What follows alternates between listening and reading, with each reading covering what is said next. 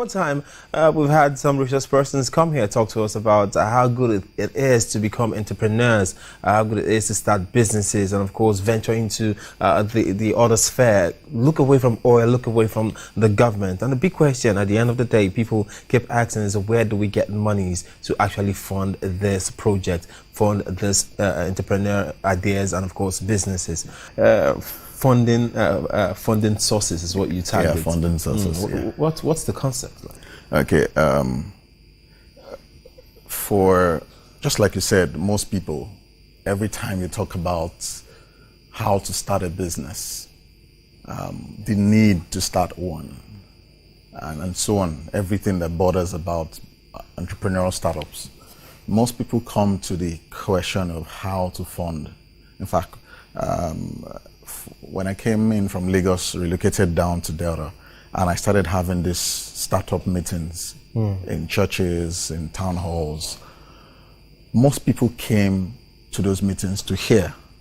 But I found out that for every 10 meetings I attended, for instance, it is out of those 10 meetings, between 8 and 9 of those meetings, I'll hear the same question. Okay, we've heard about how to start, but I have an idea. The idea is. I have an idea. How do I get it started? I don't have money. I don't have capital.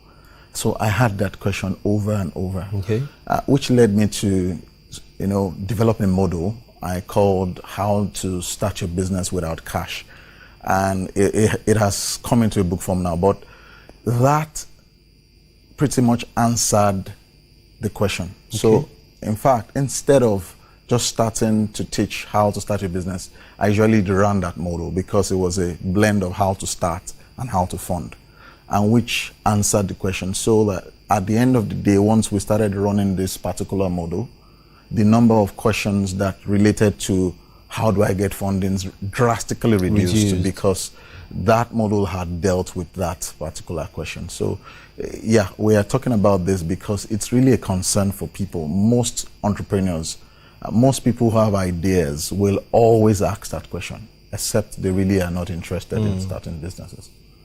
So, Rume, where then can we get these phones from? Because at the end of the day, we're looking at people, Nigerians right now, trust me, like every time we keep saying it, people keep coming out of schools and what have you. We also read the papers recently where the tuition fee at some point was alleged to be jacked up right now. But people, like we keep saying, people keep coming out of schools. We have undergraduates out there, we have graduates out there also who want to venture into entrepreneurship and of course look away from what the government is offering or not offering as it were right now. So where do we get these funds from? Okay, I'm going to do a quick recap of some of the things that we would like to, if we're in a seminar-like atmosphere, would like to say. Okay, first of all, I said there's a model called How to Start Your Business Without Cash. I didn't say how to start your business without money. That means there's a difference between starting your business with money and with cash. In fact, they're two different things. Every time we talk about this, some people are taken aback. But the moment you understand this concept, the difference between both cash and money, you are literally liberated from the, I don't have capital. So what do I mean? The average banker that you see out there, most people who, in banks, who work in banks, understand the concept that a business can have money, but may not have cash. You say it's not liquid. So the bank, for instance, may have as well a liquid issue, for instance, where during the festive periods, most ATMs are overjammed, there's no cash available. It doesn't mean the bank doesn't have money, all right? And that's the way human beings are, all of us. Many of us have different sources of money, but don't know that it is money. But we are only looking at the form of cash that we understand it as. So there's a slight difference. Let me take you back to maths. When we did maths in school, secondary school, we did something called sets and subsets, okay? And that's the relationship between money and cash. Money is the set, cash is the subset. In other words, money has various forms, and cash is one of the forms. Of them. Yes. And so when I don't have cash, it doesn't mean I don't have money. Okay, so the question now is, what are the other forms of money that I can also leverage on to start business if I don't have cash? So let me list a number of them, and obvious ones. For instance, every time somebody says, I have an idea, that's money right there. That's money right there. Everywhere in the developed world, everywhere. In fact, just yesterday night, I had the opportunity to see a movie again called The Social Network, how Facebook was started and how Mark Zuckerberg got his fundings. With just one idea, initially called Facebook Mash, the fundings came from everywhere. So in other words, ideas are money, is a form of money, okay? Let me take it a step further. My health is money. Because, yeah, it is. I won't be looking for cash if I was not healthy. If I was in the hospital, then, my health is an asset to me as an entrepreneur. Friends, relationships, that's money right there. The painful part is that most people see friends as people they could just use, or friends as they could just ping or not. But the truth is that every single time you need money, you need to look in the direction of people. We're going to talk about that. But friends is another source of money. Integrity is another source of money. We call that social capital. All right. I think it was Billy Graham who says, if you lose cash, you've lost nothing. If you lose your health, okay, if you lose health or something affects your health, you've lost something. But if you lose integrity, you've lost everything. Okay, so you look at those forms of money, and you see that's why some people with integrity eventually start businesses. They get products worth millions that they didn't pay any cash for, and they sell and pay back. Because they have leverage with integrity, and they have a track record.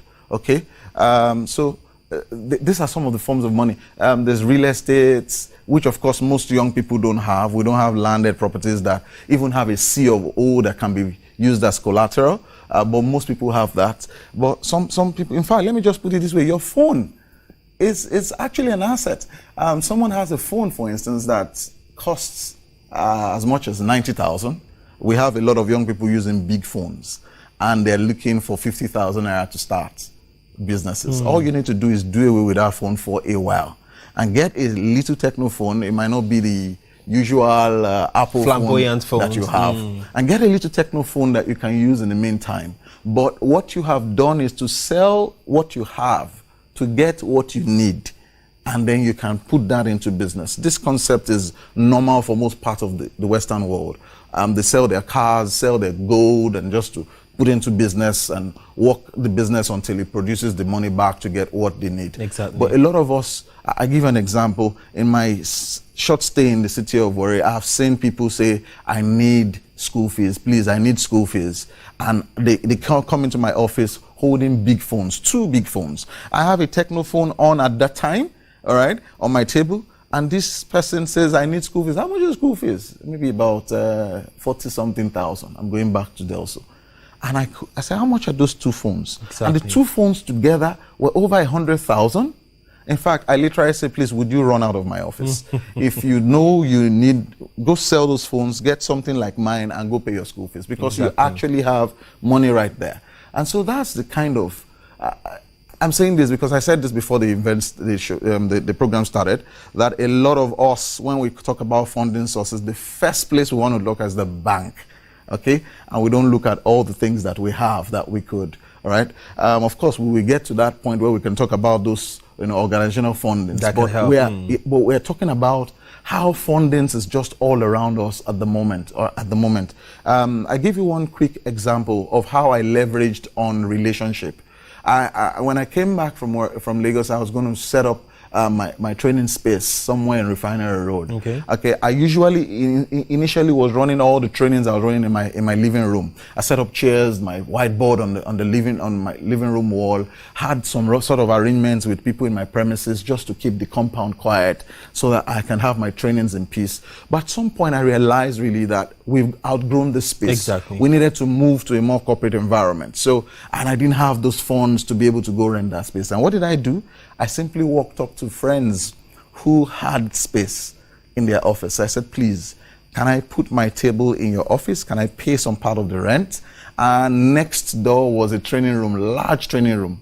And interestingly, they said, oh, this is almost mid-year. You don't need to pay anything. You can pay next year. but please bring your office space in here. So I found out how much it was I would have been paying. Okay, I monetized that, but of course you see what I was doing. I was getting started with relationship, so if I was going to pay that money, I'd have been paying maybe over 100,000 naira to get started that way. But I leveraged on relationship. I didn't have cash, I had money in the form of relationships. And that is an important revelation, important idea that every single Niger Delta and every young person listening to me needs to know. That we have forms of money around us. We may not always have cash, but we have money.